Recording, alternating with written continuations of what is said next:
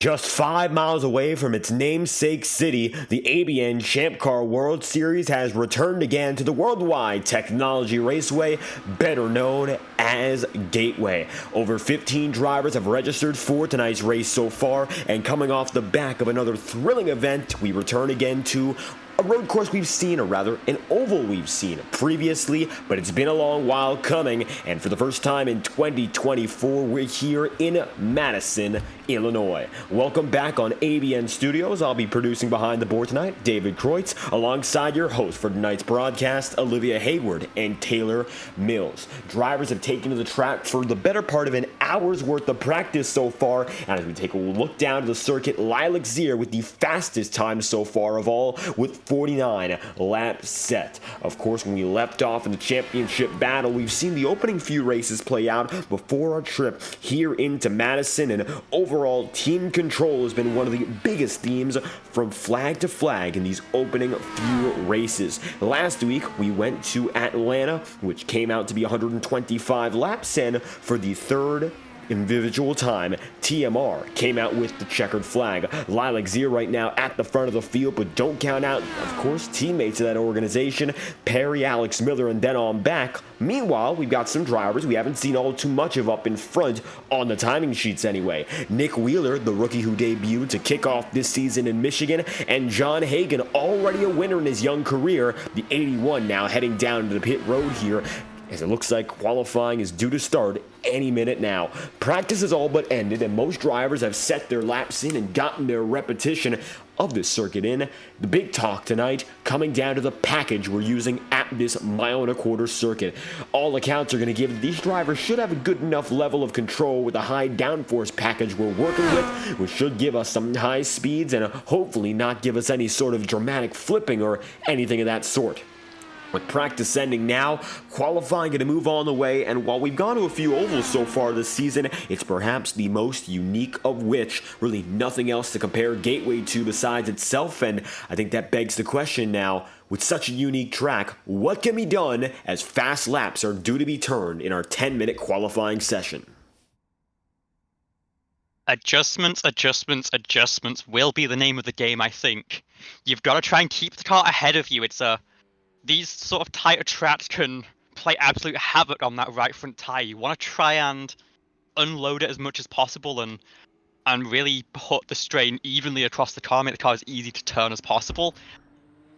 But you're going to plow massively through 1 and 2. It's a lot tighter. You got a couple of extra degrees of banking, but it's a lot tighter. You're going to find the outside wall, and then 3 and 4 almost flat, but if you keep those same settings that you used to get through the first corner, you might find the rear end trying to overtake the front. We're on board here with, I believe, Commentator can start a lap, a driver who, of course, helped with the run of the event, and because of that, has had limited practice time, and I think has really been struggling to settle in to really find out how to make this car tick. But as we go through lap 1, we'll see very close to the wall on the edge of 2. You've got to really try and push that, but you see how the car really wants to find contact there, and I think over the course of the race, we'll see some cars pick up some damage and maybe not take themselves out of the race, but definitely start finding a bit of trouble and maybe slow themselves down a bit. First time on the board for Carmen is a 25.7, but already top of the board it looks is Mo Perry, who's 7/10 faster, and there was the wall for Sienna. Yeah, Mo Perry not having one of the strongest seasons so far, barely knocking on the door of the top 10 when they have rocked up to the races, but straight to the top of the timing tower with a 25.039, so really impressive bit of pace from Mo. Although Nick Wheeler, as I'm saying that, jumps to the top himself with a 24.6, so we're going to see these times tumble down. But you glossed over it, Liv. Well, actually, you went into quite some detail on it. There aren't many tracks on the calendar where you're having to change the settings so much, not only over the course of a race, but over the course of a lap. 2 completely different corner profiles at either end of the circuit. Not only make Gateway a very interesting driving challenge, but it makes it a really difficult track to race on. It's going to be so hard to set up overtakes here tonight with, I say level banking. Level banking across the board. We don't have that aggressive banking that we've seen at the likes of Iowa that the drivers can take advantage of. You need to be able to use your tools to build a run through 1 and 2 and get something nailed into 3 and 4, because 3 and 4 is basically a stop compared to 1 and 2. So if you want to make a dive up the inside, that's going to be the place to make that move stick. But now Lilac-Zia, who lost the championship lead last time out, comes back really strong with a 24.4, trying to take that pole position, because this is one of the times where she knows qualifying is so important. Track position, I think, is going to be the key to the race here tonight, so expect a lot of drivers to be planning for that. And one driver that we know that can strategize really well as she does go for a spin on pit lane entry is that 89 car and the TMR crew, led by Lilac-Zia. A little bit of an interesting note here put in the chat from the number 4 driver of Nit Wheeler. Seems like this qualifying setup might struggle to run all 4 laps. Of course, this setup provided by iRacing, and a lot of official series tend to just go for the sort of 2-lap, more high-pressure sort of situation. You get a little bit more time to work with here, but it seems like that strategy of putting a lap or 2 and then resetting and then going back out could benefit some drivers if they want to try and make the most of what this has to offer. Or I think Matt Gold's top of it in the pit lane if need be.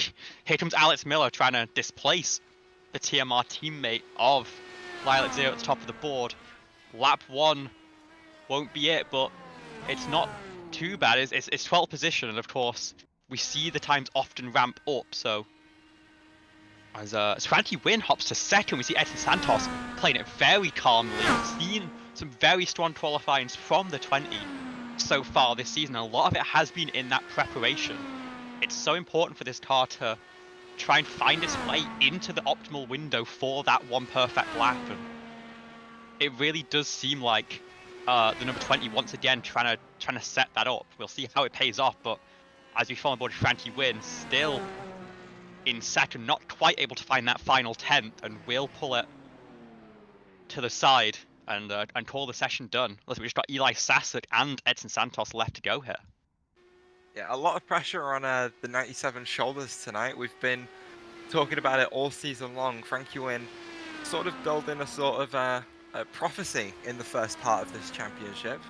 Was it starting with a 6th place finish in round 1, and Frankie has slowly just moved 1 place up the order in every single race, going from 6th to 5th to 4th, 3rd to 2nd last time out, and now staring down the barrel of starting 2nd on the grid. Is Frankie thinking about that win and making that that P1 prophecy come true? But as the cameras are just following Edson Santos, who's had a little bit of an up and down season so far, 2 pole positions, but hasn't been able to convert that yet so far. So he's a driver that we know has a lot of pace and can win on his day. He won, was it? Ooh, hang on. No wins, but has podiums from last season. Well, there you go. A lot of pace. Not able to really convert any of those pole positions so far. So Edson Santos, I think, pulling over to restart his run. That's lap 4. I believe that will be data for everyone, unless Eli Sasset wants to use those final couple of laps. But it looks like we might be having a front row of Lilac-Zia and Frankie Wynn, 2 teams that are dueling each other at the for the teams championship. And while we're talking about that, of course, TMR with a very strong start to the season.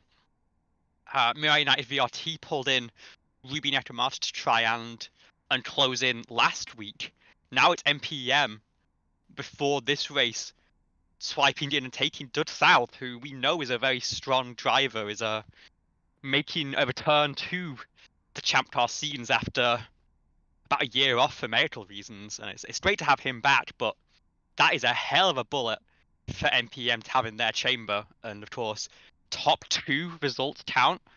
Having that 3rd drive can really help offset if someone has a bad day, if there's an incident on a restart, or you just get the tools not quite right, a wreck happens ahead of you.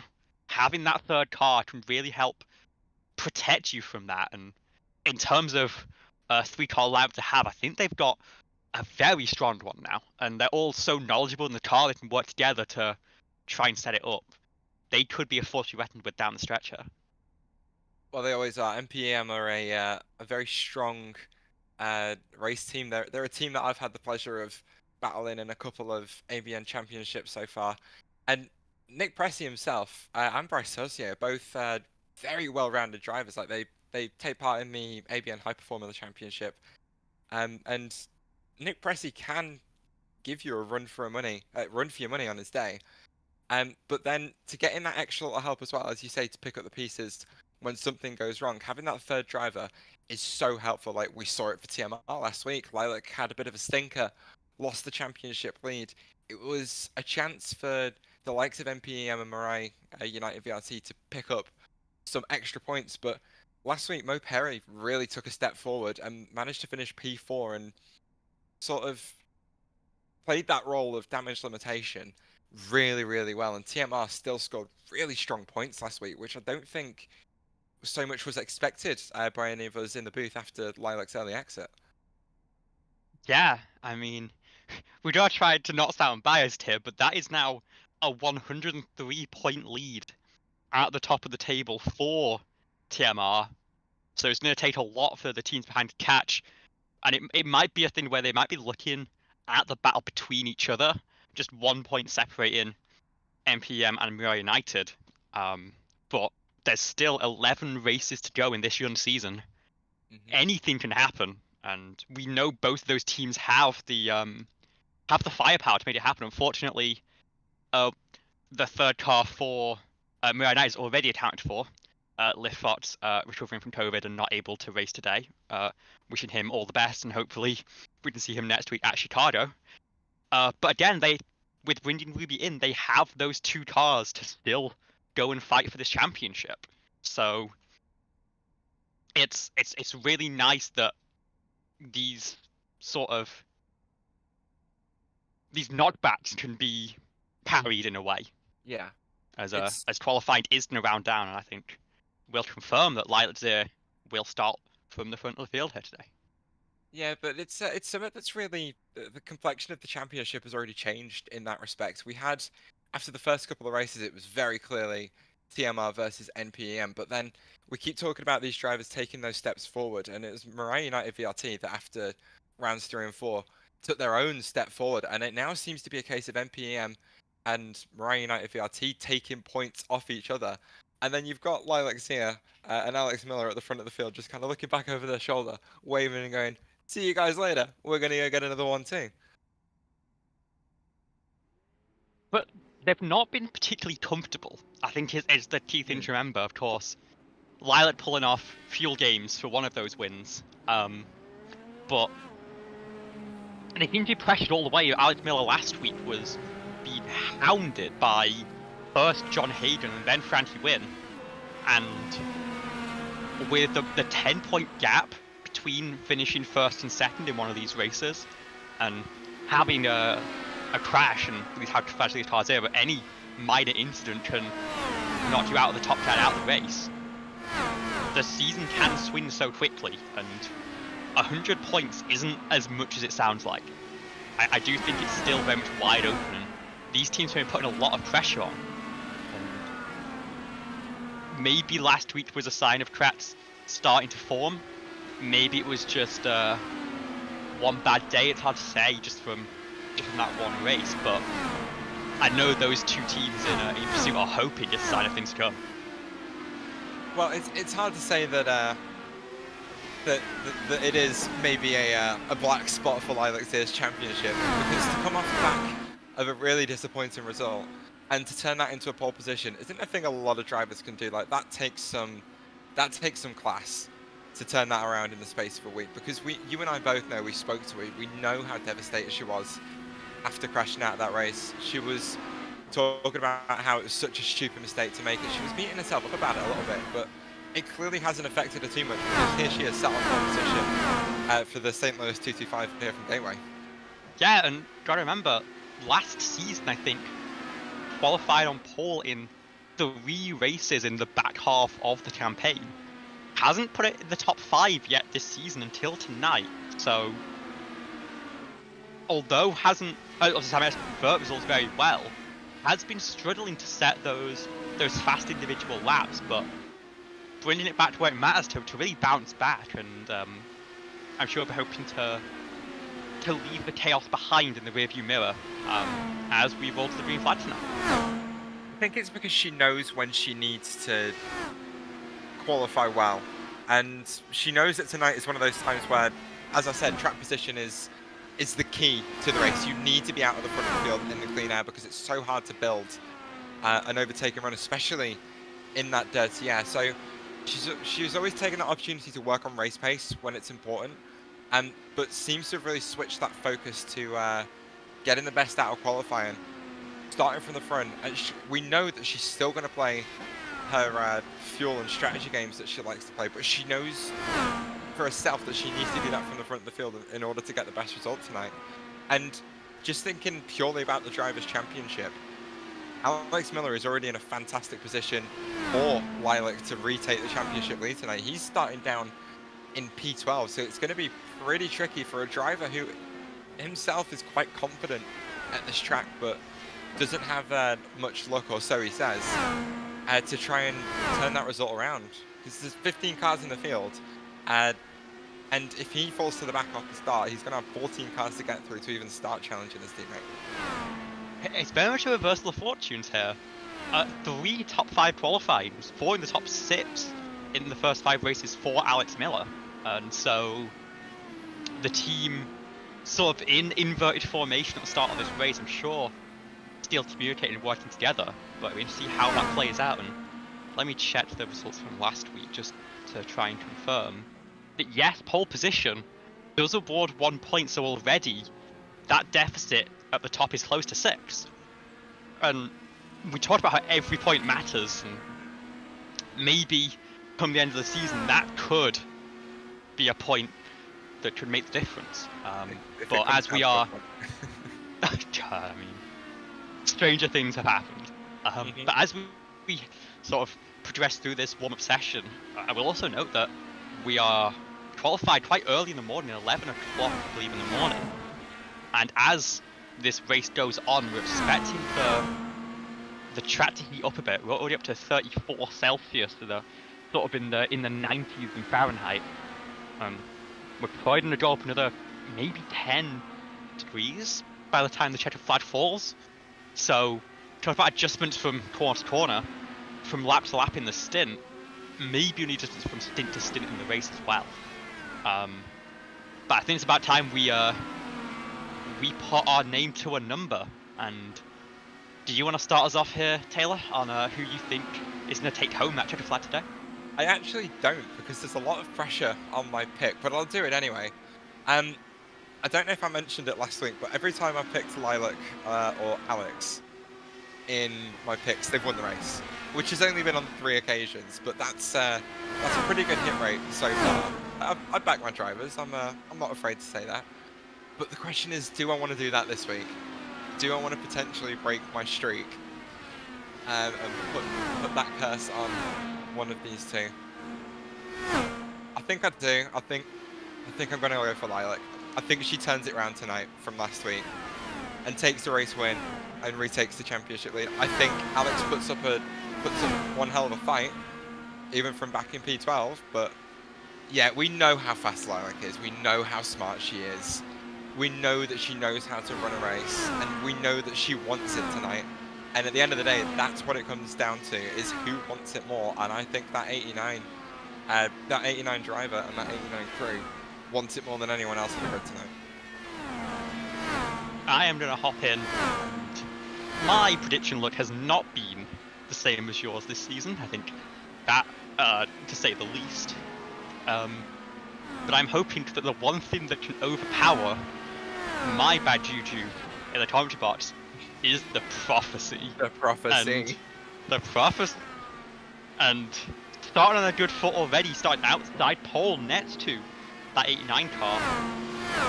And we've seen, again, we talked about progression from some of these newer drivers. Frankie Wynn from United, still a series rookie as classified. You see that with the orange tag on the overlay. Has been improving quite literally week on week from 6th to 5th to 4th to 3rd to 2nd. I think in the manner of the Cardinals that play here, he's going to complete the cycle. He's going to do it with a home run. He won, Frankie win. Oh, right, yeah, baseball. I forgot that was a sport.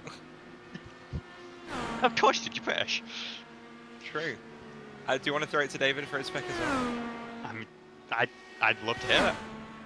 You guys took perhaps the best 2 picks on the entire market, so this is a tricky one here. The front row is completely out of the question. All right, let's go a little bit further back. And how much further will I decide to go? I'm feeling the 0-7. Right there, Bryce Saucier on the screen. Something's telling me there's a chance for MPM to go back to victory lane once again, and maybe this time around it'll be Bryce getting it done. Going to be starting 9th tonight, so a little bit further deep in the field, but we talked, of course, of last time we went to this circuit. I believe it was Bryce who got the checkered flag, although it's been a while and we haven't seen this track all year long. I think Saucier is going to bring back some good old memories of Gateway and maybe have a chance to replicate that result and come out with a checkered flag if strategy goes his way. And if we stay under green, I think there's a very fair chance of that happening with some help from Doug South and, of course, his newest teammate, the 88, and the veteran Nicholas Pressey. MPM looking for a shot in the arm to keep competing for that team championship. Let's see what the Nissan team can do tonight with the 0-7 at the helm. Yeah, you're not wrong. As I keep talking about drivers taking those steps forward, I think Bryce Saucier is one of those that really needs to make a step here tonight. I don't know if his track is particularly strong at. I haven't had a chance to speak to him about it, but he had a really strong start to the season. Second place to his teammate in Michigan for that first 1-2 finish of the championship that we saw. Then to follow that up with a podium in Iowa, but then since then, it's been a 16th in Homestead, a 10th at Phoenix, and a 15th at Atlanta Motor Speedway. So it's not really been the best run of form for Bryce as he maxed into the barrier on either side of the circuit. So I rate the pick. Bryce Saucier is good on his day, but he needs to make sure that he does make that step forward to score some good points for the team. I mean, that third place at Iowa was a good omen. It's the same aero kit as well, of course.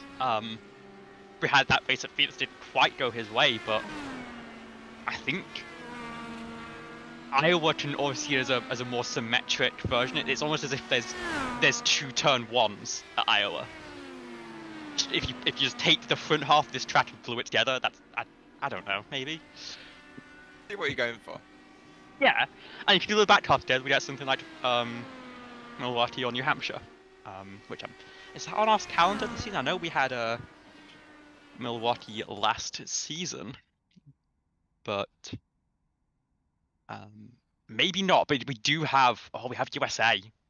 That's an interesting one later in the season, but we're getting ahead of ourselves. We are sending the cars to the grid. The command is being given, and starting from pole position in tonight's event, it will be the 89 of Violet Zir, already with 2 wins on the season, with the rookie Frankie Wynn alongside Nick Wheeler, another rookie, lining up P3 with Dud South, a veteran driver, on the outside. Mo Perry and Nicholas Pressey playing rear runner to their teammates here on row number 3 for the time being, with John Hayden and Edson Santos behind on row number 4, and then round out the top 10, it will be the 07 of Bryce Saucier and the 44 of Caleb Carter. Ruby Nakamata starting. Wait, did you say Ruby? Am I getting ahead of myself? I'm not getting ahead of myself. You're on Ruby. Say Ruby. Ruby Nakamata starts on row 6 alongside current championship leader Alex Miller in that bright green TMR car. Zach McBride, who had a decent finish last time out in P8, only starts 13th here tonight, so a lot of work to do. But a bit of work for Eli Sasek as well, who was able to also finish decently last week. Starts out of position again, but right at the back of the field on very little practice, self-admitted very little practice, to number 96 of Carmen Sienna. So lots of work to do for all those drivers down in the bottom 3 rows of the grid, but the pace car lights are out, and it's not going to be long until we get going green here.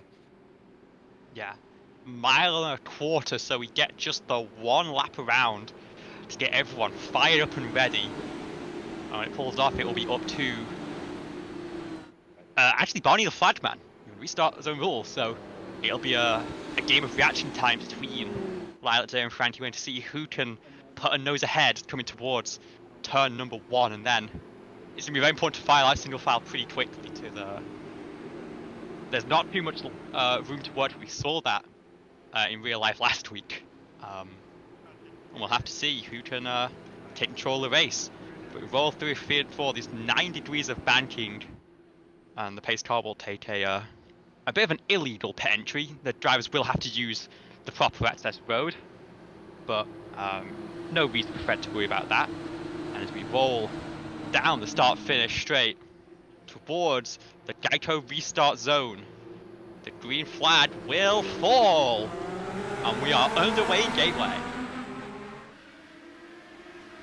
It's exactly the start that Lilac Zia needed. So much quicker on the reactions than Frankie Wayne, who's already being challenged for position by Nick Wheeler on that inside line. Lilac doing everything she can to try and help that out. A little bit of contact in the back with the wall. I think that might have been Doug South, but they are still side by side coming into turns 3 and 4. We talked about how difficult it is to build a run, but the early lap 1 chaos making that job really easy for all these drivers. Edson Santos around the outside of one of his competitors there with a brilliant run down the start-finish straight and looking to try and challenge, but no space to make any maneuvers at the moment. I think that's John Hagan just trying to sneak down the inside of Doug South and Mo Perry, who's up to P4 off the start.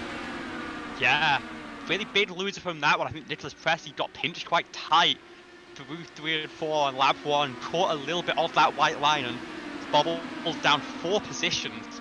The 44 Caleb Carter has a worse start to the race, as picked up some early damage, it seems like, in that turn 1 and 2.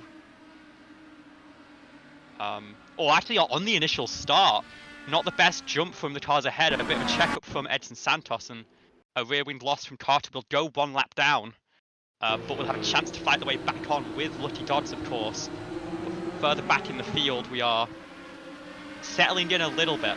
We see that incident, just a little bit of miscommunication. Of course, the green flag starts for everyone, but you've got to make sure there's the room ahead to accelerate into. Just an unfortunate error, but there might be time to recover. Coming back up to the field, it's John Hagan who's trying to make moves, and Dud South maybe has picked up a little damage from potential wall contact, or maybe he's just settling into this one. Of course, you've got to make sure you don't burn the right front too early, because we run a slightly shortened fuel tank, but it's still a very long stint, as it's another tap of the wall. I think that 88 car is struggling to get a handle on things right now, and we'll have to see whether that is a lingering theme or whether it can get gathered back up. And that might be damage. I think it might be. Yeah, Doug South way up on the high side, but carrying no speed through the corner, probably due to a little bit of contact with John Hagan, or maybe he's just a little bit shaken up and is trying to get back in the rhythm. He was quite easily able to hold off Zach McBride in turns 1 and 2. He's coming under pressure from both Nicholas Pressey and Carmen Sienna. Sienna making the moves to try and take both of them on the inside of 3 and 4. Doing a brilliant job to try and make that move stick, but look at the momentum that McBride carried on around the outside. Nicholas Pressey following, looking back to the inside into turns 1 and 2. No line for him there, but wow, a brilliant bit of racing from Zach McBride and Carmen Sienna to keep that one clean. Yeah, and I will say I don't see any front wing damage on any of these cars right now, so we're not expecting huge losses in performance, but if you catch that wall on the edge of turn 2, you can definitely damage the side pod a bit, that right side of the floor a bit, take a bit of a chunk out, and you'll definitely feel the pain of that. You'll be struggling a bit on the straight line speed as well, and it can tighten the car up and feed you back into that wall again. As we follow on board, John Hayden up 3 positions, Edson Santos also up 3 behind, and it's Frankie Wynn who didn't get the best initial start and has now fallen 5 seconds off the race lead, and now slots in behind John Hayden as well. Is that 4 positions for Hagan now too? 4 positions, and it could be 4 for Santos behind as well. It looks like Frankie isn't really fighting this too much, though. Maybe is just trying to play the long game on the tyres, because if it wasn't for that, I'd expect a lot more fight out of that 97 car. What this does mean, though, is that Lilac Zero and Nick Wheeler, out of nowhere, is streaking away at the front of the field. 2 seconds between those two, but 3 seconds back from Nick Wheeler to John Hagan. And We're expecting only a light fuel save necessary to make this a 2-stop race. Sort of 36 laps if you go full speed, and if you can stretch that to maybe 38, then you should be pretty good for a 2-stop race here. I have to assume that the 89's going for it. But everyone back in this pad can probably pull it off as well.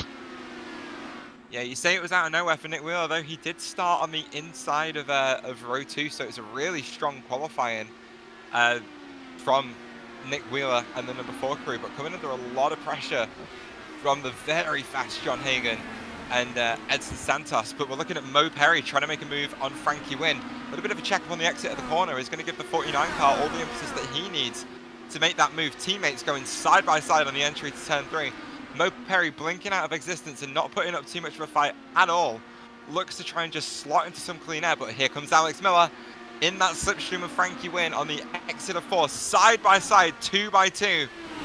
Alex Miller making the move up into P5 and has to check up a little bit mid-corner and forces Wynn into the wall, and everyone on the outside to slow down. Well avoided from the entire crew there, but that lets Bryce Saucier slip through into P5. It's all chopping and changing in the middle of the pack. Alex Miller's looking to make up for that mistake. And this car does look very slow for the 97. I have to acknowledge that, and I'm wondering if maybe it's been a little bit too aggressive on the save of the fuel or the tyre, because you want to try and keep it underneath you as we watch the battle ahead now between the green cars of Miller and Saucier. If you give up these positions early on, you've got to then use the resources you've saved to get them back in the late phase of the stint. And sometimes that calculation ends up with a net negative for you. We're now down 6 positions since the start of the race. I'm sure there's definitely a plan between the Mirai United cars at the back of the field here, but I have my doubts. I'm not sure if it's going to quite work out, as drivers start straightaway now 10 seconds off the car that he started alongside just 16 laps ago. Is it weird that I can draw a parallel to one of the special events I did on Motorsport Manager 3 this afternoon?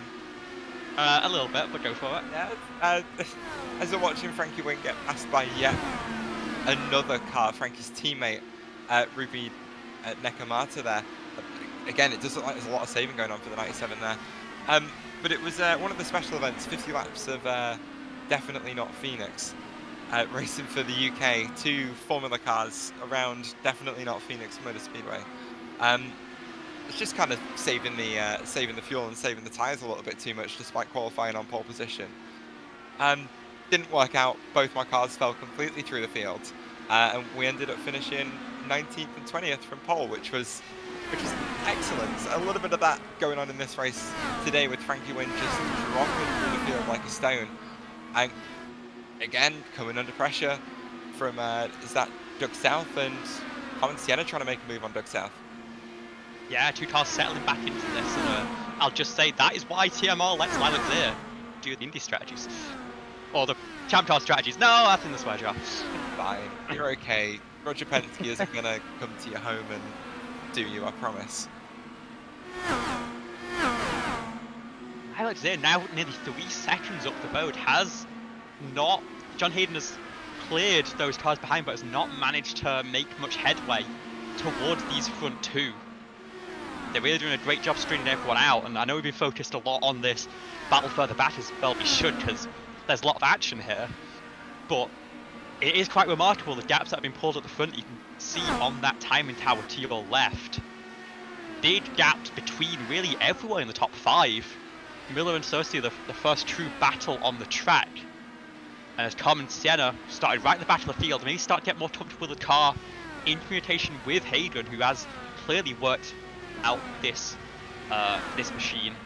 He's going to try and move up into the top 10 on the inside of Frankie Wynn through 1 and 2. And once again, we're not fighting too hard, but you've got to be careful on that high line into 2 that you don't just wash out. And actually, it looks like Dud South might be taking a run back at Carmen Sienna here.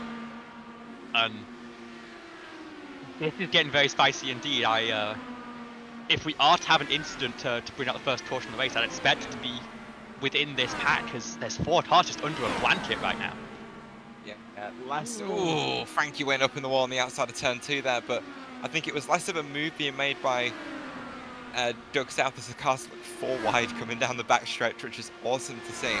It was more of a defensive play against Eli Sasek, but Sasek forced that defensive move from South and was able to get that momentum around the outside and take that position. But Sasek, the driver on the move right now, looking to make his way inside the top 10, almost side by side with Sienna through turns 1 and 2, but it looks like Sienna's got the car under a little bit more in that clean air from the number 9 of Eli Sasek, and he's not able to get in front on this particular occasion, but we've got not far under 100 laps to go, so Sasek's got plenty of time to make that work. But this race is very much not a Lilac Zir sort of race. We haven't really seen a race in this style. It's the full push flat out in clean air to the end that the 89 crew and the 89 driver don't really like to do. But they're making it work so far, and this is definitely a statement of intent from Lilac Zir. Yeah, it's one thing to have a style of racing that you really enjoy running with, but it's about whether you have that skill to put in those results week in, week out, no matter what track you come across. I know Lilac runs a hell of a lot of leads throughout the weekend, all sorts of oval machinery, and I think with that you sort of gain that experience of how to run just about any left turning track, and I think that's really showing here as we flick back to this battle for P8 and Ruby doing a great job fending off Nick Cressy. Yep, this is a battle for teams championship points. The 94 looking to try and get in front of the 40 to get some well-needed extra points over Mariah United VRT. Gets the run on the exit of the corner, side by side across the start-finish line. Takes that tighter line, but just no momentum on the inside for Nicholas Pressey, and he's not able to make that move stick for now, but he's got no run on the exit of the corner, and now he's going to take another lap or two to try and build some of that momentum. Ruby placing the car really well, but looks like she just got a little bit checked up mid-corner there. Pressey, a really good run on the inside, might have a go into turn 1, thinks better of it, ducks down early to try and get some clean air on the nose. Ruby taking that really high line through 1 and 2 and 3 and 4, and I don't know if that's working out for her at the moment, because Pressey's just able to build these runs on corner exit. Well, I say it's not working out for her. She's able to hold on to the position for now, but here comes the 94 again.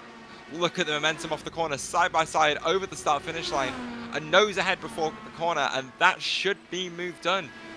But no, Ruby's going to come back at him. Side by side on the exit of the corner once again. Pressey pinched to the inside.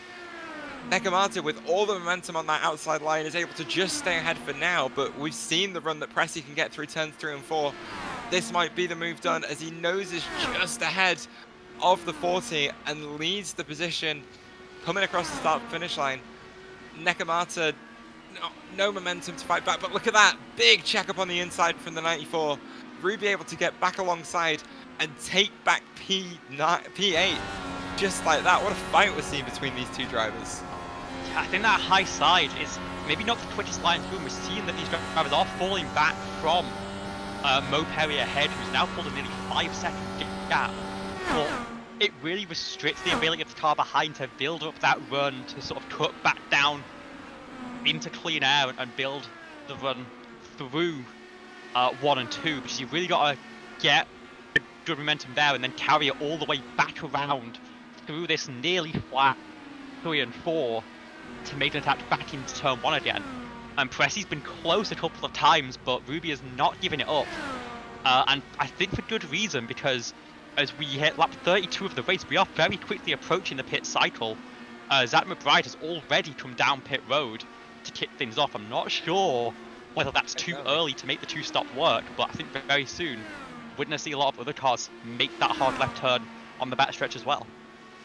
Yeah, I think it's way early for the 2-stop. We're expecting that pit winner to be around 36 to 44, so perhaps some mitigating circumstances bringing Zach McBride in a little bit earlier than we expected. But that fight between Nekamata and Pressey still going on. I think Pressey's made that move stick as the camera's just switched focus to Mo Perry. Yeah, Pressey been looking for that move for the last 5 laps or so. Good bit of driving from the 94 as he moves up into PA and is now looking to chase down Mo Perry for position. But it's 5.5 seconds now. There's got to be some frustration in that Nissan machine of thinking, this isn't my battle. I want to try and go for a top 5. Really start clawing in those points that I need. And just got held up a lot. And obviously, every right to fight that position. It's for position, and it turned up mattering a lot as it comes to the end of the race. But we both know as a racing driver, you do not want to be stuck behind faster traffic. As we look forward, and Wheeler has fallen off a little bit late in the stint. It's now 5 seconds off Lyle at 0, and oh my, sorry, we're looking up this first, because Mo Perry's gone round the outside. Yeah, we did see Mo Perry losing a few positions off the start, struggling to make any sort of fight work, but in the last little bit of the stint here, they've been able to find a little bit of pace and have closed right up to their championship leading teammate of Alex Miller, and you know what, they're not holding back, they're looking to make that move work. But I just need to give some credit to Nicholas Pressey very quickly. He's not the sort of driver to get flustered and frustrated. He's got a really cool head on his shoulders. He knows it's a 115 lap race. He knows we're probably going to get a caution. Pit stop cycle is going to play into someone's hand. And he's one of those guys that can make it work in his favor. So don't count him out too early. We've still got a very, very long way to go. Yeah, it's one thing to get frustrated in the helmet. It's another to act on that and to make a rash move, and I think that is what we would not expect from the driver of the 94 car. Very experienced, knows what to do, and knows that patience really can be a virtue here. But I will note, slide into the pits and it's lap 38, so at this rate, they seem to be on pace. They'll need to make 1:39 stint happen, but of course, we had a pace lap here. The track's going to heat up. I think all of these cars are very much well on track to make the 2-stop work from here on out. Everyone in the top 13, and pit lane very busy now. Nicholas Pressey comes in 1 lap later, and it's a bit of a land rush. Edson Santos took the lead of the race, but is now also on pit road. It'll be Alex Miller and Mo Perry going long after that, running in the pack earlier on in this race. And we'll see if the overcut pays off for them. Yeah, it's as seen of late, a rare divergence of strategy between TMR cars. We usually see them tied together at the hip. Mo Perry calls to the pit first of the 2 leaders, and Alex Miller continues. We know that he's been taking notes from Lilac Zia to go for those fuel-saving strategies, and we did note that he wasn't perhaps as quick as we expected him to be. But he's done the Lilac Zia thing of starting in the pack, making his way forward, saving fuel, and going long. This is lap 41 of the race. Expected pit window 36 to 44, where his championship rival in the 89 car went a whole, was it 3 or 4 laps shorter? So a really impressive bit of fuel saving for the 49. 3 laps longer. I think it is just a factor of where they were in the field. It's a lot easier to burn fuel if you got clean track ahead of you. Of course, Lilac hitting the number that she knows she needs. But if you're further back in the pack, you need to be patient with those moves and just slot it in. What I will say is that Lilac has basically held the gap to John Hayden, but Hayden has built up a good 2-second lead on Wheeler, as everyone will file through, and Zia will take the lead of the race once again. So I think big winner in that cycle is got to be the 81 of John Hayden. Has jumped the car that could have given trouble in the number 4, and now has daylight to Lilac Zia ahead, but it is still a 6-second gap, and we've got to see whether the Arrowhead Racing driver has what it takes to close that down over the next 2 stints. John Hagen, a very versatile driver in these cars. We've seen he's got pace on speedways, on short ovals, and on road courses, looking to finally have a race win. That opportunity may present himself tonight. He's in the position to take the win should something happen to the 89, and he'll try his best. All these drivers are hungry for that win. But Hagen, we know he's said to us on multiple occasions how much he really enjoys racing these cars. Series rookie, and I think brand new to the IR18 on iRacing. Relatively brand new, at least. Not so much experience, but he's taken to it like a duck to water, pulling out some really strong pace on every single type of track. So someone to keep an eye on as the championship develops to see where he can finish. But he's keeping Lilac Zia and Alex Miller honest at the top of the championship. Sim Racer Hub is already taking drop rounds into account, and he's only a couple of points behind the leaders. Yeah, and if we played forward to Lilac Zia, we've seen Hayden close in half a second, and the reason why, she's just had to put Eli Sassett one lap down, and Carmen Sienna, just up the road, needs to do the same, and cars on lead lap not obligated to move out of the way for the leader. They're very much allowed to fight to try and stay on the lead lap, because a caution could come out at any time, and that could bring them right back into the race. But if you're the 89 car, that is going to be bitterly frustrating, because you're going to get given a hard time, and then once the cars are one lap down, they'll probably give John Hagan the red carpet and just say, go through, and we'll both lose less time. And that'll help the 81 close in. That's the pain of being the race leader, but obviously the benefit is being 6 seconds up on the field. And we see Carmen taking that sort of lower line into the corner. I'm not sure whether to try and break slipstream, or just to try and stay away from the walls, but gonna give Lilac Zia potentially the outside line through 3 and 4. Will she be comfortable ripping the top side and carrying the momentum right up in the third groove? And Olivia Whittle from Sienna will let Lilac Zia clear, so that is calamity averted for now. The next car is Nicholas Pressy, who's a good 2-3 seconds up the road. Got slowed down massively in the battle with Ruben FMR, who had to take a new front wing in that pit stop. 13 seconds stationary, and one of the 6 cars now one lap down, with Caleb Clark unfortunately having continued issues and being so far the only car to retire from this race. In a rare moment in ABN Champ Car competition, the race seems to have settled down into a little bit of a rhythm. Why would you say that? Smallest gaps on track at the moment, about 1.3 seconds. We're looking at that on-track fight between Alex Miller and Edson Santos, dragging Mo Perry along as well, and Eli Sassett and Carmen Sienna in that fight for P9 a little bit further down the order. Of course, Carmen getting a little bit held up by the race leaders coming through, Hagan and Zia. And so, you know, coming under that little bit of pressure from Sassett, we know that she's capable of handling it, but we know how fast Sassett can be. There's been an opportunity for Sassett to make up another position and a couple more points in that team's championship. Of course, his team, Ascent Racing, taking a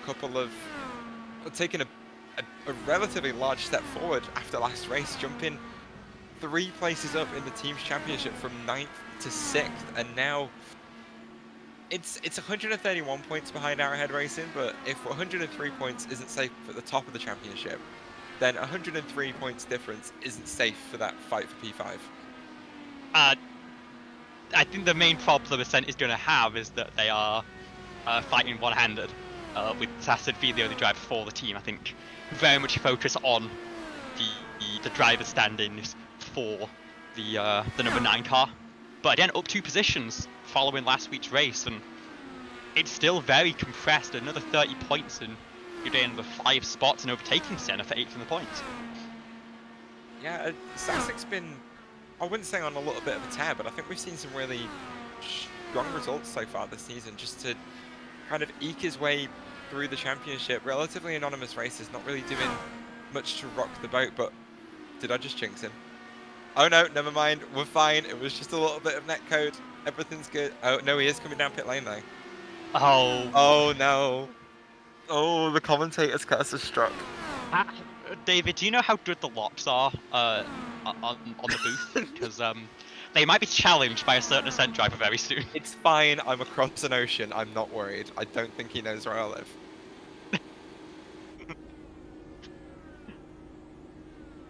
But yeah, that is going to be maybe not day done, but definitely on the back foot for the number 9. And I am glad I'm not the one making those comments. That takes the pressure off Carmen Sienna, who is pretty comfortably in 9th. And now the closest battle will be between Miller and Santos for P4. But it's still a good 1.5 seconds to close down, although 0.2 gained just in that last lap settled down a bit in the last one, just 400ths between the two cars, but the 49 is closing. It's little by little. I've been, as I have been doing so far this season, keeping an eye on the sort of pace of the drivers as the race goes on. Alex Miller, one of the fastest drivers out on track at the moment. Bryce Saucier taking a little bit of a pick up in pace in the last few laps or so. 25.4 average, 25.401 average compared to. Actually, that's all changed. Alex Miller has just dropped his average down to 25.3, closing in on Edson Santos by about a tenth of a second per lap. Give it another lap or two, and he's going to be in Santos' slipstream and trying to challenge for that P4. So Miller really looking to turn that result around. Mo Perry just not quite able to keep up at the moment, about 0.2 of a second per lap slower, which is allowing Bryce Saucier to move back into the fray for that fight for P6. So, but we've seen Mo Perry come alive towards the end of the stint. We saw them make that move on Bryce Saucier a few laps before they pitted. So even if Perry does lose a little bit of time in some positions here, I fully expect them to make those up towards the end of the stint. And an update on the number 9 car. It has been rolled behind the wall, and that will be day done for the Ascent Racing crew. So a P14 finish will be the result for Eli. Not the day he was hoping for after quite a strong opening stint, but I'm sure can bounce back in a week's time as we stay in Illinois for the Chicago street course. This track, yes, despite being named after a St. Louis monument, is in Madison, Illinois. Because that's just how it is. Same way that the New York NFL teams both play in New Jersey. And the Kansas City Chiefs also play in Missouri. Yeah. John Hagan then putting his teammate Carmen Sienna 1 lap down. And wait, is that oh, that's a spin for Carmen. That's a big spin for Carmen Sienna to the inside off the exit of turns 1 and 2. Just not quite being able to hold on to the car in the dirty air of her teammate. Loses the back end, a little bit of a twitch, maybe from the adjustments she's made to keep the car where it needs to be. Oh, that's such a lazy spin for the car as well. But just a 1 car incident. I think tapping that inside barrier as well isn't going to bring out the caution, but that's going to ruin the 96 crew's run. And she's doing she's putting a lot of work in to bring this car down to pit lane on the grass to not bring out that caution. A single incident on the grass, race control, obviously paid by iRacing, deciding that one's not necessary. And I think that data for Tom, I saw some contact with the outside wall a couple of times in the previous laps, and yeah, I think maybe aggressive on the tools to try and avoid a similar fate, and just overcorrecting a little bit after leaving the lane open for John Hayden. Blink and you'll miss this one, Olivia. 64 laps in out of 115. The halfway point has been and gone, and we didn't even notice. Lilac is still at the front of the field, being chased down for John Hagan, who doesn't quite have an answer for her at the moment. The 4 car of Nick Wheeler holding on to that P3 after starting there, but again being chased down by Edson Santos, who is starting to pull away from Alex Miller a little bit in P5. Mo Perry's in 6th at the moment, in a little bit of a battle for that position with Bryce Saucier, although that gap has opened up to about 3 seconds. Nicholas Pressey behind his teammate, and Doug South behind his teammate, and the victim, the subject of the prophecy themselves, Frankie Wynn, rounds out the top 10 so far with I'm never good at doing laps to go maths. How many laps to go is it? At 50, exactly. There you go, 50 laps to go. Yeah, I think after 6.5432, Frankie decided to check off 1 and 0 in the same race, and is currently only P10 ahead of Ruby. That's good, I like that. I think that's the best line of commentary you've ever said in your entire career. Not been a long career, to be fair.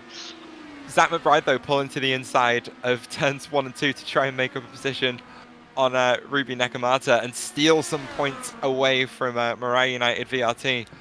Not able to make it work through 1 and 2 and pulls down into pit lane. So it's that early pit stop cycle. In fact, no, not this time. 36 laps for Zach McBride. Much more sensible compared to his 28 lap stint last time by. So good job, McBride. Yeah, but the damage has been done. I'm guessing it was an early stop to to sort of give the car a once over. But again, 50 laps to go is not even able to make it on one more stop without a Herculean fuel save. And that will likely put Zach McBride towards the last running cars in this race. As Carmen Sienna is still down on pit road fixing damage, but could have hopped out of the car and moved into the spot stand for all we know, with of course teammate John Hayden still trying to reel in Lilac there at the front of the field. Yeah, they're praying for a miracle for that 11 crew, but another driver that perhaps is looking for a bit of a safety car to try and spice things up is the driver we're focusing on at the moment. Alex Miller recovered really well to P5 so far, but doesn't really have the pace to try and challenge for the top 3 at the moment, never mind the lead. So may need a late race caution here to bring him back into it and put himself in a position to try and take away one of those podium spots. 8.8, nearly 9 seconds behind P2. But fortunately for him, he's only 3 seconds behind the 4 car of Nick Wheeler. The gap to who is very quickly being eaten up by the 20 of Edson Santos, who's really turned up the wicker in these last few laps. Yeah, and you've got to remember, 20 points the difference between first and fifth, 50 points. First is 30. You then add on 2 points leading the most laps, which I think Lalazir has already locked up here at this point. Easy. Leading the field from the start with just a few laps in the pit cycle going astray. 1.4 leading a lap, of course, and currently holds fastest lap as well, so would be, if things stay as they are, and I do want to stress that, it will be all bonus points for Lalazir. And combined with a race win, that would be 55 championship points compared to 34 Miller, and would very much put her back into the lead of this this campaign. Yeah, and what a recovery that would be from the spin to the inside wall last time out. Lalazir looking dominant at the moment, cutting her way through traffic past Bryce Saucier, which I believe was David's pick for the race win. So, you know, no harm, no foul on that one. 6 seconds is still the gap at the front of the field. And Miller just being held up a little bit in traffic in the last few laps, is dropping back from Edson Santos at the moment. And Saucier, though, who we are focusing on at the moment, in a little bit of no man's land. He was looking like he was starting to challenge the 28 of Mo Perry at 15 laps or so ago. The gap coming down to nearly a second, but he's either lost a bit of pace or Perry's found something, because that gap's nearly 7 seconds now. Was that the... I can't even remember at this point. There's been so much to follow. Like, the battle's been ebbing and flowing the whole time.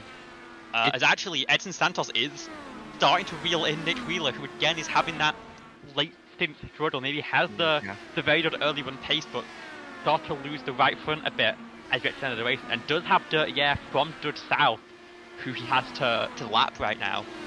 And it could be a 3-car battle here for the final step of the podium, as the pit cycle is approaching very much. 37 laps run for the leaders. They went 38 last time, remember? Lalazir will stay out and extend that one more lap, and that, I will say, makes her safe on the fuel save. John Hayden comes in, needs to make that 39 to happen at the end, but isn't go for the undercut and try and see what he can do with that. But yeah, that's going to be the difference made. We saw Zia was running in clean air completely on her own the entire way, but she's been in traffic putting cars laps down this stint, so she's had that opportunity to sit in a little bit of draft and extend that fuel stint where she needs it to be. But those gaps for that final step of the podium are starting to get a little bit close. Wheeler's lost a full second and a little bit to Miller and Perry as well, and I think Santos and Miller are going to make this fight for P3 really interesting, because I think after that poor qualifying, the 49 crew really, really want to at least recover to a podium. As your race leader and championship leader to be, come down pit lane for what should be the final stop of the race. Is that jinxing it? Am I laying it on a little bit too thick? Perhaps. I think maybe a little bit. A very safe pit entry flags there, but at least on my screen, maybe not on the broadcast screen, I'm seeing a little bit of a scuffing on the front wing end plate. We'll see if the crew deem that necessary of repair, but that would bring the gap down to almost 0 if that crew needs to replace the front end. Do we get to see that on the broadcast cameras? Nope, that's not a Looks like it's front-wing just change. on my end. Yep, Yeah. that is. The joys of internet racing. Yeah, absolutely. And that is it. Had a very safe pit entry. Will look for a very safe pit exit and has no challenge in terms of traffic ahead. And just has to now see out this final stint. But now the question is, in this awkward phase of the race where we've got cars on fresh tyres and cars on old tyres, are we going to see two drivers trip over each other and bring out a late race caution? That would thrust Alex Miller into the fore and give him basically a free pit stop over the field, as he has everyone else a full lap down on him at the moment, except for teammate Mo Perry. I will say Mo Perry had a bit of a trip on pit entry, a little oversteer and going to the inside grass. Is not penalised for it by race stewards, but I'm sure lost a little bit of time there. But thankfully for his teammate, actually no, maybe not thankfully for his teammate. Again, car kept moving, no problem on the racing surface, and we do stay green. But Miller's still out for another 40+ lap stint. Yeah, again, impressive bit of fuel saving from Alex Miller. He's been able to take on those lessons from Alexia really, really well. As he does come down pit lane for his final stop, it will be a slightly shorter stop than everyone else around him, but of course they've had some laps on fresh tyres. So the question is, will it be enough? A bit of a lock-up on pit entry. Question is, will that be a speeding penalty or not? We will find out shortly, All clear, I'm sure. from what I see. So yeah, all clear for Alex Miller, but will the short stop make up for the time lost from the fresh tyres from those around him as he pulls into the box? Up on those jacks, 4 tyres off, 4 tyres on, drop down as he is, and away. Widening up those rear tyres a little bit. The iRacing tyre model won't like that one, but let's see where he comes out. Nick Wheeler 3 seconds behind at the moment as he comes off the pit lane speed limiter. They're going to have the momentum through turns 1 and 2 relative to Miller, but he is going to put up some sort of a fight. Look how close he is. He's jumped Edson Santos. Does he have to run through 3 and 4 though? Again, He does. Edson has so much more speed. Well, we talked about how tyre warm-up was a little bit of a struggle here. Alex Miller taking that outside line to try and carry some momentum on corner exit. Santos only 0.2 of a second back, but doesn't have the speed coming down the start-finish straight, and won't have the clean air through turns 1 and 2 to make that move work. Alex Miller has managed to pull off a blinder in the pit stops and moves up to P4 to become the car to challenge Nick Wheeler for that final step on the podium. And while I've been looking at, we talk about the tyre warp being an issue. They were struggling in early laps out of the box, and I think Hayden pulled off a great undercut, a great pit entry. We saw back it down a bit. That gap is under 4 seconds. It's under 4 seconds, but I think the 89 car is already trying to stretch it once again, is trying to not push things too far. And she's given herself a window. She gave herself a window to be able to be cautious on pit entry and pit exit. We know she's got the pace to still take this win. 4 seconds is the gap, and it's extending. So if I was Lilac, I wouldn't be too worried at the moment. It's definitely something to keep an eye on. 4 seconds is close, but it's still about a fifth of a lap. That's it's a relatively large gap. yeah, and now Light has gotten through that tyre warm-up phase. It should. Oh, and big hit to the wall for John Hayden behind. Is that going to be damage? Gets around, and I mean, it was a big shot. And he's lost at least a second, and is clearly not happy on the radio about the way the car felt there, and maybe the way the car feels now. We'll have to see whether the 81 can hold on to it, as again taking that second groove through 1 and 2. We'll need to see if we can get a replay, but it looks like we'll not look down pit road here. We'll try and bring this car home. And again, the front wind looks okay, but I'm going to actually use my fancy camera tools, and that's big damage to the floor on that right hand side. So there's a big chunk that's been knocked into it, and that will hurt a lot more than you'd expect on a car like this. I mean, you say that, but this is as old as this chassis is. That update to the aero kit in 2018 had kind of shifted a little bit of the downforce towards the underside of the floor to try and reduce that dirty air effect behind the cars. Of course, still a lot of topside aero. You've got a plane and a half on the rear wing and 2 planes on the front wing that still generate a lot of dirty air, but we've seen it from the current F1 regulations how important and powerful generating downforce from the underside of the car can be. So any damage and breaking that seal with the floor is going to produce quite a significant loss of downforce.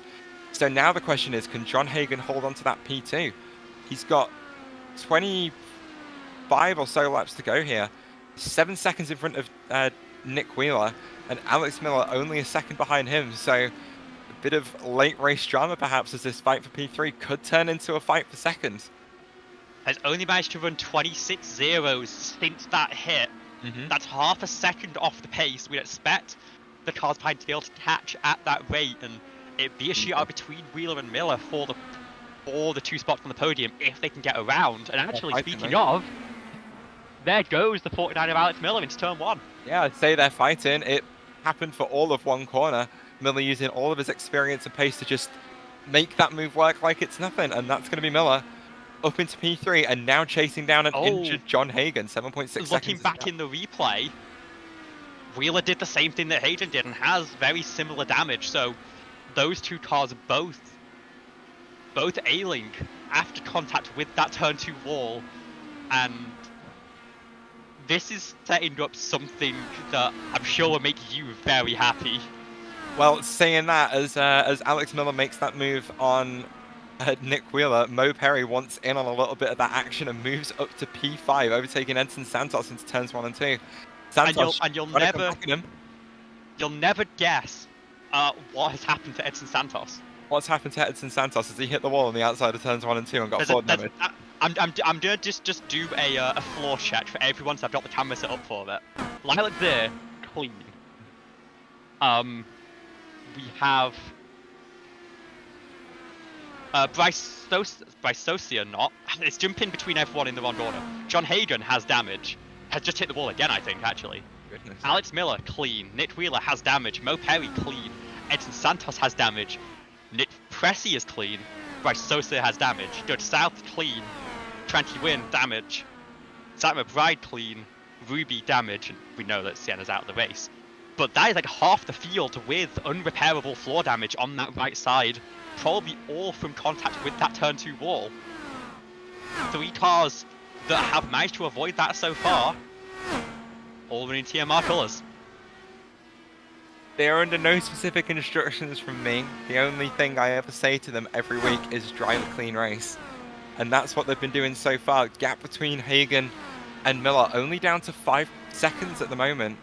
But Mo Perry very quickly closing in on the back of Nick Wheeler. That gap is 2.7 seconds, and that one's closing a lot quicker. Wheeler, 26.3 average lap time. Mo Perry, 25.6 average at the moment. So Perry's going to be there in a couple of laps, and considering the damage that Wheeler's got, that move shouldn't be too difficult. I don't want to sow some seeds, and I don't want to... Is Hagan's damage enough for Mo Perry to catch the 81 as well? The gap is that is 11, something that I should be thinking about? The gap's 11 seconds, and I think the thing you start seeing in this car, a driver will pick up damage, they'll run slow for a little bit as they assess it and work out what they can do, and then they'll start pushing the tools to try and account for it, and you'll start seeing them start to pick up pace again. We saw a 25.9 from Hagan. I think he's starting to struggle again because, of course, it'll hurt the tyre wear having to use that. You're having to sort of, you have less aero, you're having to use the tyres more. But I think Hagan has managed to settle back into this one just well enough to probably defend for this podium. The question is, can Alex Miller get there? And has been closing in 6-7 tenths a lap recently. You've got to think Alex can catch. The question is, can he pass? 16 to go here in Gateway. Hagan's going to put up a hell of a fight. He wants that P2 finish. I believe that would match his best finish of the season so far, question mark? No, Hayden won. Oh god, yeah, he was the winner in Miami. What am I on about? No, of course. No wonder I was glazing him so much about how fast he is. But Mo Perry in the background of, well, not in the background, in the foreground, makes that move on Nick Wheeler like it is nothing and moves up into P4, the position that Perry finished in last time out. So matches the best finish so far. But we've still got 14 laps to go here. I'm getting better at it. We've got 14 laps to go here, and it's still all to play for P2. Depending on how hard Hagan and Miller fight, it could bring the 28 into question for that P2. I do want to mention as well, we were talking about at the top of the show, the race starting in morning time. We've just crested midday here in Illinois, and the track temp has gone up to 41 Celsius. That is in the hundreds for Fahrenheit. And it's in this last stint, within a matter of 10 laps, where Edson Santos, John Hayden, and Nick Wheeler each had that 2x contact with the wall that's given them that damage and really slowed down their pace. We're seeing that the track is changed in this final stint, and it's about who can adjust, whether that's with their tools or just with their right foot and their hands to keep the car out of trouble as the challenge adapts in front of them.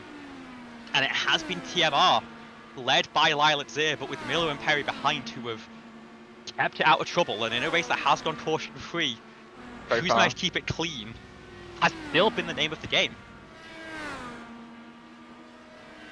I will admit my heart's starting to race a little bit. 1.8 seconds is the gap between Hagan and Miller for P2 on that podium. 8.4 seconds between Hagan and Mo Perry.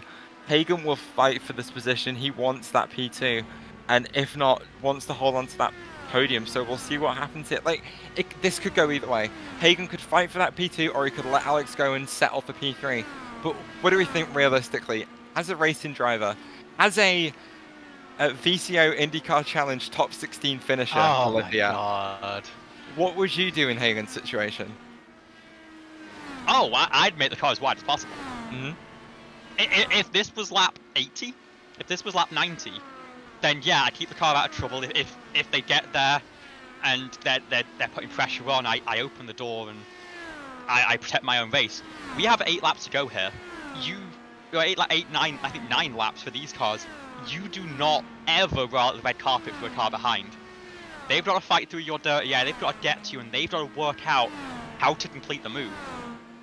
And we can see that Miller has slowed down significantly, whether he's starting to catch whiffs of that dirty air, or whether the tyres have maybe given up a little bit, maybe has pushed a little too hard to try and close the gap too quickly. But Hayden's put up a pretty solid defense from a second ahead here, and even if Miller's on the gearbox, I'm not giving an inch in that situation. Hagan's turned the wick up a little bit as well. I don't know if it's just a little bit of a netcode difference in internet connection, but he's making not only his car as wide as possible, but the track probably only a few centimeters away from the wall on entry to turns 3 and 4 and 1 and 2. He's given it everything to try and hold on to P2, but Alex Miller is coming 0.9 seconds back. He's in that slipstream. This is where the momentum starts to build, and with 7 laps to go, is he going to be able to get by? Well, the question is in the air, and the story is about to be told. Hagan versus Miller for P2 in this race. Who's going to come out on top? By the way, can we mention 16 seconds now for Lyle Zier? Put the field a lap down at Iowa on an impressive fuel strategy. Is not far from doing it here, and I think by the end of the race, it's just going to be the 3 TMR cars and John Hagan who complete the full listed distance of 115 laps. But I tell you, John Hayden is going to want to be lapped, I think, and want the race to end a lap sooner. Unfortunately, it's not going to happen, and Alex Miller now within half a second. The question is, can he work out the way to set up the move and get it done against a car that I'd say is probably ailing in straight line speed more than cornering? And actually, Miller had the wall. Floor check is good on my end. Yeah, but that's going to cost a lot of time. It's a big checkup, and there's not really much. You can't afford to make a mistake like that. You can't afford to burn a lap with a mistake like that. But Hagan is mirror driving a little bit, though. All this swerving up and down the track is going to make his approach to corner entries a little bit more difficult, as we see he goes really wide through turns 1 and 2, compromising his run through the corner to try and break that slipstream.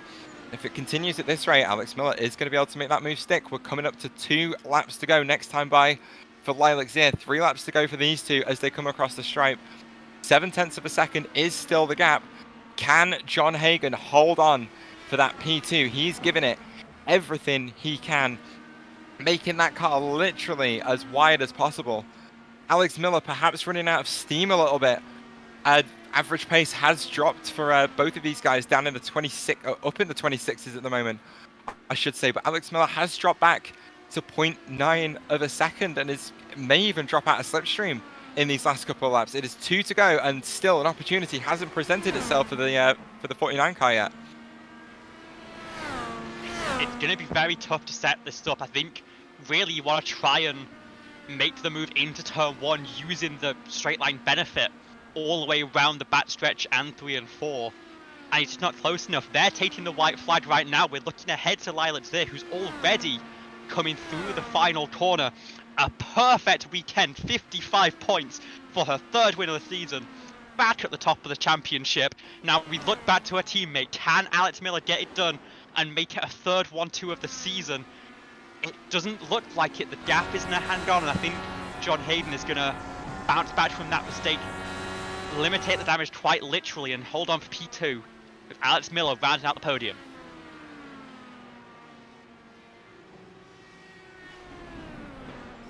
Oh! Oh. Well, that's one way to end it. No celebratory donuts today. I think that tells you how Miller feels about the way those final few laps went.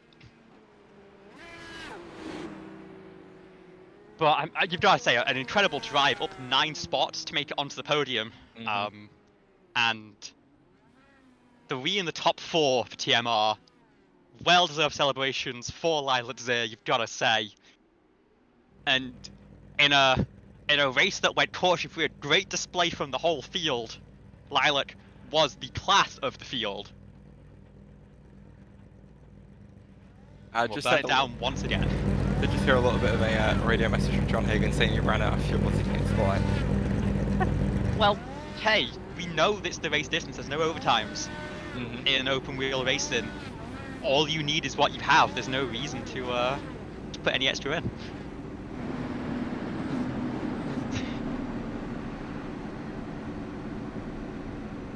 And we'll have to see if Miller does want to have a word. I know those frustrations were pretty clear, but I think there's still a drive to be proud of for sure. Yeah, 100%. It takes a special kind of driver to go from 12th in the field all the way up to P3. Like, even though he's going to be disappointed with that result, he knows that he was fast enough to win here today, and he's confident that he was fast enough to win here today. But he was really limited by where he started down the field today. I keep saying today. He was really limited by where he started down the field. And I think that frustration will definitely get to him. But if there's one thing that Alex can do, every now and again, is he can let that go. He can let that go and focus on the good. It's a great team result, and I know that he backs the team results when they do happen, after he gets past his personal frustrations. So I'm proud of him. I'm really proud of the drive that he pulled off today. It was really impressive to watch him cut through the field like that, and it was insane how many cars that he managed to get through in that first stint alone. And then to jump Santos in that final stop as well to make his job just a little bit easier. But that P2 finish was just a little bit too much to ask from him today. Hagan he drove the perfect race for where he was. He drove for that P2. You know, breaking the draft, making the corner entries as wide as possible, and he played it perfectly. He maybe got into Miller's head a little bit, but that's the game. That's the game we play when we go racing. Yeah, we'll run through the results very quickly here before we do have our interviews with the top 3 finishers. Lilac Zir winning by 20 seconds at the checkered flag over John Hayden and Alex Miller, climbing up from 12th onto the podium. Mo Perry, the final car on the lead lap after 115 green flag laps here in Illinois. Nick Wheeler, Edson Santos, and Nicholas Pressey with round out the cars 1 lap down with Bryce Socia, Dud South, and Frankie Wynn closing out the top 10. Ruby Netamata and Zach McBride round out your finishers for this race. And as we go quickly onto page 2, there's a little bit of attrition here. Carmen Sienna, Eli Sassick, and Caleb Carter failing to take the checkered flag, but single car instance, keeping the racetrack clean, and we get to see a shockingly fast race. It's just 50 minutes from green to checker. Yep, that's it's really good for all you sleep enjoyers that want to get a relatively early night tonight. It's only 2:30 in the morning over here in the UK, and I'm very grateful for that one. But of course, we do have post-race interviews to conduct, and as always, we will go from third to first. And I will start by talking to last week's race winner, this week's P3 finisher. It's the driver of that bright green 49 car, who drove a brilliant race from P12 to P3, Alex Miller. Hi, Alex. Hi. So I understand that race result was a little bit frustrating for you. I know that you thought you had the pace to win today, and it looked like you had a really good opportunity to try and take that P2 at the end there. But you moved up from 12th to 3rd over the course of a 115 lap race. Like, talk us through that one. That was wild. Honestly, I didn't really think that was going to at all be what happened in this race, but throughout the first run, I kind of just started picking off people one by one, and I was like, maybe you can pass here in the heat. I thought with the track temp as high as it was going to be really difficult. I can't lie, it was something that surprised me as well. The quality of the racing that we had today was awesome to see, but you also managed to pull off one of the more interesting strategies out of everyone. I think you were going sort of almost out of character compared to your teammate. It was you that was going longer today. So was that a decision you made on your own, or was that influenced by other outside factors? Lilac was kind of talking us through during like the practice of like what she thought was possible with the race and how long you could go to cut out a pit stop, but you mentioned it wouldn't be too bad. But honestly, with all the dirty air through that entire first few stints, I kind of just was able to naturally save more than Lilac was up front, I think. And it led to that me being able to go longer. And then for the last stint, I was map 1 full push, which kind of came to my detriment because I murdered my tires and couldn't get to Hagen. But Credit where it's due. Hagen held on brilliantly, but did you know that he did have a little bit of damage in that final stint as well? Until he mentioned it in the interview queue, no. I just remember he mentioned he had come over the voice chat and was like talking about how his car was plowing in the third stint and it hadn't for the whole race. And I was like, okay. And then I saw the gap was going down lap by lap, and I was like, is this going to happen? And it almost did. I think the gap was 0.7 seconds for most of the last 10 laps or so there. Difficult question. What was the limiting factor here today? If you could change one thing about the race that could have made the result better, what was it? Not completely botching my qualifying run so I don't start almost last would have been pretty helpful, I think. Because, I mean, once the race went on, I was pretty close to Lilac in terms of pace. Both me and Hagen were, so it would have been a race between us if me and Hagen had qualified a bit better. Yep, no, fair enough. So something to work on for next week. You've got that pretty clearly set in your mind. It is the Grand Prix of Chicago at the Chicago Street Circuit. Of course, I know that you've already mentioned you've been struggling a little bit with it in the build-up. But is there a way that you now need to approach this race to try and maximize the points you take away from it? Does the championship so far affect the amount of effort that you sort of need to put into the 7th race of the championship? Definitely, considering earlier actually before the season, I wasn't even really intending on doing the road courses because I was just like, they're not really my thing. I figured they were going to be my drop rounds anyways, but then I decided to give them a go since I'm now racing for the championship. So, for next week, honestly, it's just kind of survival.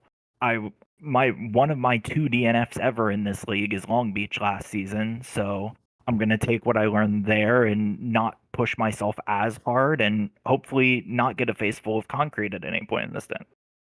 That's going to be easy enough to do. Chicago is notoriously quite a difficult circuit, but congratulations once again on that fantastic P12 to P3 drive. It was an absolute pleasure to watch. And personally, I'm very proud of you for that one. But if you do want to say anything, thank anyone, shout anyone out, the floor is yours. As always, thank you to Taylor Mills for Taylor Mills Racing inviting me to the team to run Champ Car this season. Thanks to Lilac and Mo for the company in VC and kind of keeping me calm throughout me being pretty upset after that qualifying run. Thanks to the guys at iRacing today for throwing up a hosted session for racing with some staff during their broadcast. It was very fun. And thanks to Carmen and ABN for putting on this league and giving me somewhere to race this car. Thank you very much, Alex. Enjoy the well-deserved champagne. I don't know what you drink when you celebrate podiums. I don't really drink alcohol much, to be honest. So I don't blame you. I've got some water here. I mean, down the water, spray the water. I don't know if I can, and with how this jug is built, but Hey, if they managed to do it with rose water, I'm sure you can manage it with tap water. But once again, congratulations. Go enjoy your tap water. We have another interview today. yep. Olivia, I'll hand over to you for this. One. Yeah, for sure. Second place finisher. Third podium of the season in just 4 race starts. It is the Outhead Racing driver John Hagan. You got a copy? Hello. Hello. You've now got to talk to us all in the booth. P1 hello. in Homestead, P3 last week at Atlanta, and now second place finish here after starting from 7th on the grid in a green flag race at Gateway. Talk us through that one. How did you approach that in the first couple of stints, and then how did you mitigate that damage that was picked up in that final run for the checker? The first, I'm not gonna lie to you. I picked up the track with like 30 minutes left in practice. I'd never ran here, so I almost figured it out. I didn't know what to do, and I quickly figured out I needed my weight jacker at like 15 to make any type of speed. So that's what I did. But it seemed like everybody was fuel saving that first stint. I really wasn't sure, so I just went whatever. I'm gonna send it. And then the second stint, it looked like everybody was pushing again, and I was like, okay, maybe I'm pretty good on pace. And I was matching Lilac lap for lap the whole time, and I was like, okay, well, if a caution comes out, then I'm looking and feeling pretty good. But it really never came out. And then that third little pit stint or whatever, the car just decided I don't want to turn today anymore, and it said, "Here's your rope attached to the wall," and gave me some toe damage. So that was fun. And at that point, I knew as soon as Alex would get in my dirty air, there wasn't much she could do. So I guess it was just defense from that point, and it worked out. Very strong run and very quick learning, it feels like, in this car. Playing just a one-off race at Homestead, and it's now turned into 3 podiums in 4 starts, and again, 4 drop rounds in effect. We know that you're interested in maybe making a dark horse charge for that championship. How do you think tonight sets you up to maybe continue on that path? It'll put me in just a continuation of a better points position. I need to. I think I have one more drop race that I'm allowed to use based off my finishes because I missed the first 2 and then wrecked Phoenix from the lead like a dumbhead. So, I mean, as long as I don't wreck no more and I keep putting on the podiums, I mean, the points should go where they should go, and I should end up in a nice position to battle Lilac and Miller and whoever else wants to challenge for the championship. Well, we do head back to the right turns next week, and this time a very difficult challenge on the streets of Chicago. I know coming from a stock car background, you might have a bit of experience driving there already, but how are you going to have to approach that race to try and continue this run of form and maybe repeat the performance that you showed us in Florida? I've only done one race there ever, cross iRacing, and it was A squared and through arcs. I ended up winning it somehow. So I'm going to try to take what I learned from that, the different lines and approaches I was able to find to make pace, and try to apply it to this higher downforce car. So they should be easier to use and to run. And I know that this car is high power and it'll end up getting slippy on exit. So just manage that throughout the run, manage the tire strategy, figure out when I need to use the reds and whatnot, and hopefully qualify well and come out that race at the top. Great to hear. Well, I look forward to seeing you go for another race victory next week. But before then, congratulations on our P2 finish here at Gateway. Does anyone want to shout out, say thank you to? Floor is yours. Congratulations. Shout out everybody at ABN who put on this broadcast. Y'all right here are awesome doing this week in, week out. Shout out Carmen for graciously accepting me onto her team, and shout out, I can't remember who it is. I need to remember who graciously allowed me to use the 81 car because it was their number, but I can use it now. So thank you to y'all. Shout out Carmen. She was the painter, and yeah, let's go get him next. Oh, shout out my beautiful girlfriend. She's awesome. She's been super supportive of me doing this, and so yeah, thank you. And thank you for joining us. Maybe we'll switch again next week. Thank you. And with that, one more interview left, and it's a voice I think we're very familiar with here in the booth at this point. A perfect race weekend, 55 points, so a 150 driver rating on our points standings. David Kreutz is here with our race winner and championship leader once again, Lilac's here. Lilac's here, you've done it again. 107 laps led on the day, a fantastic performance from flag to flag, a little bit of a different style of racing compared to what we usually see from you when you get away with the win, but nonetheless, a performance where you had him at the end, and that's all that seemed to matter. Yeah, well, last week was embarrassing, so I thought if I am gonna make mistakes like that, I can't be a championship contender, so I better really step it up next week. And I did a lot of official racing, which happened to be at Gateway, so that helped a lot, and really put an emphasis on qualifying. You know, I really wanted to start up front, and I didn't think I'd get the pole, but somehow put in a really good lap. So once I did that, I thought, you know, I usually just hang back at the start, but I'm not going to do that when I'm first. So I'm going to go fast and then see if I can save once I have a gap. And then once I did that, I figured out it wasn't too bad of a fuel save to make it a 2-stop.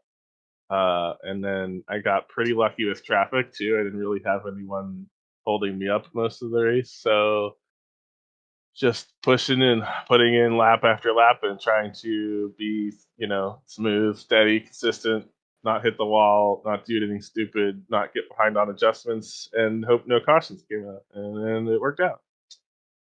Well, oftentimes we say that when it comes to your strategy, you tend to work on the more alternative side of things, trying to make something happen a little bit different to the rest of the field, race in, race out. It looks like today you were the class of the field and everyone had to follow through with what you decided was the right thing to go for. And 2-stop strategy seemed to be just about the best for everyone here, and it seemed pretty simple for you to maintain it there, although you came out with a 20-second advantage on the rest of the field, nearly putting everyone a full lap down. What did you do to get the speed out of these champ cars better than anyone else, even while doing a little bit of that saving in between? I just think a lot of laps here helped me find the right line to run and figure out what settings to run. I mean, some of those races I did were on the open setup, but I could still tell like what the car needed on the fixed setup and make adjustments through the race as the track conditions kind of changed. It started to loosen up a bit, then it got tight again towards the end. And just staying on top of that was really key. And just, you know, finding a way to get through 1 and 2 fast without burning the tires off it was really helpful too. Well, it looks like your method of success pulling you far and away from the rest of the field tonight, Lilac. Now, we're going to be going to a much different circuit next week, and I don't think anyone has too many big expectations coming up, but TMR, off the back of 2 consecutive victories, is moving on into Chicago. And it looks like, well, road course racing, nothing we've seen so far this season at a full road circuit yet. Maybe a chance to bring that left-turning speed to a track that has never been seen in champ car racing before? I don't know how much speed I'll have, but I definitely like Chicago. It's so easy to mess up there, and if you mess up, your race might be over in an instant. You know, there's not a lot of runoff at all. And so I'm going to focus on just turning laps and completing the race because I feel like a lot of people might not finish the race, and I just want to finish the race, and that might put me in a pretty good spot, hopefully.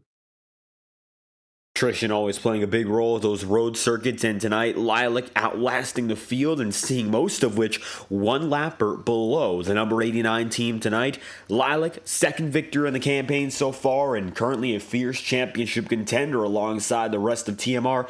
If you have any final thanks you'd like to give or any last messages, we'd love to hear it. Yeah, shout out to ABN and the broadcast team and my teammates in TMR. We had a 1-3-4. We were real close to a 1-2-3, honestly. I mean, if things just keep going the way we're going, our team is just, we're on firing on all cylinders right now, so we'd like to keep that going. So I just hope that everyone had fun watching, and see you next week. Well, there we have it. Lilac is here, moving on to next week with a checkered flag in hand, the 89 collecting the race victory. Thank you once again for your time. Thank you.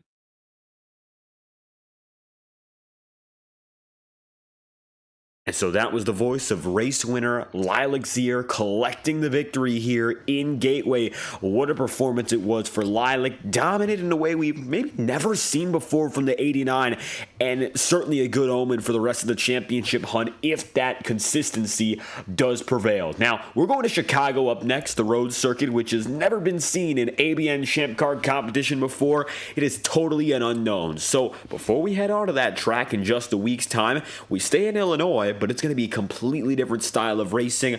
What do you guys think is going to be the ticket to success that these drivers have to focus and keep their eyes out for in a completely brand new landscape? We've raced at Chicago before 2 seasons ago. I crashed out of it. I was holding that in for so long. I'm sorry. Well, Please continue. You shouldn't have crashed out. Officials went there a couple weeks ago. I hit the wall a few times, I'll admit, but I might keep the car rolling. The key thing is you see the track map, you see all those 90-degree corners, you think, bit of a sleeper track, maybe. Throw that out the window. Throw that completely out of your head. It is a monster of a track. You've got very different corner profiles through a lot of those corners, so it really does feel unique every time you come to a braking zone. But more than anything, you've got to deal with the bumps. It's streets in a park in Chicago, so low traffic. There's not necessarily too much need to have them be smooth as a baby's bottom, and they've only repaid for some of it as far as I know. So that run through turns 3, 4, and 5, where we saw Shane Van Gisbergen make a fantastic move for a win last year in real life. There's some bumps there, but through that carousel of 8, 9, and 10, the car just wants to give up on you constantly. You can lose it on the entry, you lose it in the middle of the corner, you can lose it flicking back around to get onto the straightaway, and it can bump you out of the way so you can't get the braking right into turn 11, you smack the ball that way. It is a very tricky track indeed, and I think that is the one race we can be confident going in and saying that will be a race of attrition. I expect maybe less than half of the starters to finish the race, and it'll be about who can manage risk the best, who can find speed over those bumps, work out what settings and what braking zones they're comfortable with, but also who knows when to dial it back, when to go 10 tenths for quality, but maybe 8, 9 tenths for the race, and just keep the front wing on the car, keep all 4 corners on the car, and bring it home to the checkered flag. Yeah, I think I don't often like to talk bad about racetracks on broadcast, and I'm not going to talk bad about Chicago. But I feel like a lot of drivers are going to look at this track and go, no thank you, it's not for me. I'll just start preparations for Pocono. Which is a shame, because it's really interesting watching Champ Car machinery fly around this circuit. It is a very, very, very fast racetrack in these cars. Because of course we take the road course package there. Full front wing, full rear wing. The green Waiuli tires make their return. And it's gonna be such a unique challenge. And it's gonna flip the championship on its head. Or at least the normal contenders. Like we saw the likes of Pressy, Zia, Saucier and Miller very much out of contention for Homestead, and it was Honjagen.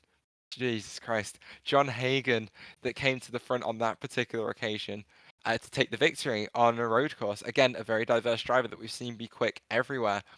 So I think coming into it, early predictions, it feels like his race to lose. Just on vibes. I think if you're going to put money on anyone, put it on Hagan. Now, John Hagan, of course, getting it done to that last Roval event we had. He'd have to avoid the wall, though, to make things perfect come next week in Chicago. Oval Racing has been treating one team particularly nice, and that is TMR, once again coming away with a victory, and Lilac Zier's second. So we'll be taking, of course, our time. Still going to be in the same state, but it'll take us about a week to once again get to the racetrack from the virtual Chicago street circuit, and we hope you stay here on ABN Studios and meet us by the time we reach our destination once again. I've been behind the board tonight, David Kreutz, producing alongside your host of the broadcast, Olivia Hayward, and Taylor Mills, calling all the action from flag to flag. If you enjoy the racing coverage tonight, well, check out our ABN social links on all social media platforms. We'd love to have you stick around and stay up to date with all of the latest ABN news from the Champ Car World Series and beyond. Thank you for tuning in to tonight's presentation of the St. Louis 225. You've been watching exclusive coverage of the ABN Champ Car World Series. We hope you have a great night.